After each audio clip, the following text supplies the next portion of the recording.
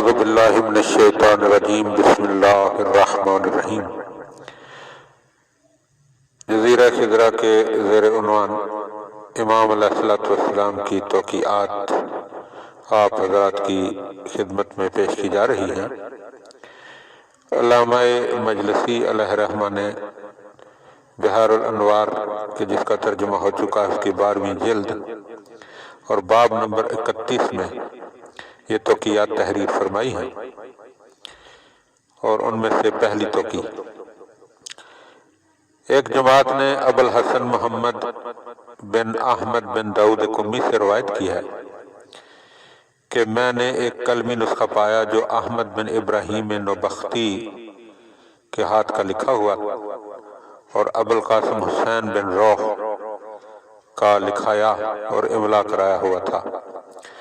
اس خط کی پشت پر تحریر تھا کہ اس میں ان مسائل کے جوابات ہیں جو قوم سے بھیجے گئے تھے، اور پوچھا گیا کہ آیا یہ جوابات فقی علیہ السلام یعنی امام قائم کے تحریر کردہ ہیں یا محمد بن علی شلمغانی ملعون کے ہیں؟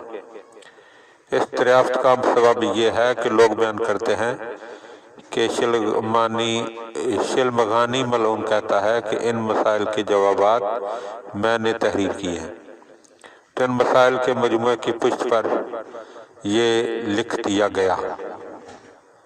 بسم اللہ الرحمن الرحیم۔